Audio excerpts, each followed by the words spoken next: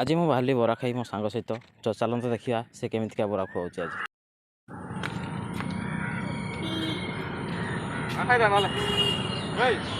ଏ ଆଣି ପକା ୟା ମନ ଆଉ ରହୁନି, ପାଟି ତ ଖାଲି ନାଳେଇ ଯାଉଛି ଆଉ।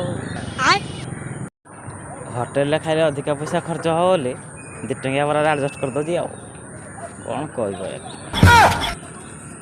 ହଉ ଖାଇଦେଉ 2ଟା, ମୋର କେଉଁ ପଇସା ଯାଉଛି। ଜଲ୍ଦି ଆଣବେ, ଭୋକ ଲାଗିଲା ନା।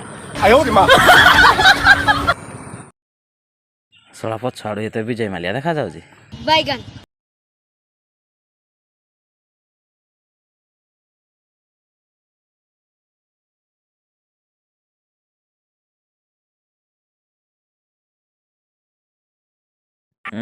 କି ହସ, ଖାଲି ଝରି ପଡୁଛି। ତ ଫାଇନାଲି ଆମେ 2 ଟଙ୍କିଆ ବରା କିଣିକି ଏବେ ବାହାରିଲୁ ଖାଇବାକୁ। ତ ଚାଲନ୍ତୁ ଫାଷ୍ଟ ଖାଇଦେବା। ଓହୋ, କଳ ତ ପୁରା ଫାଟି ଯାଉଛି ଆଉ।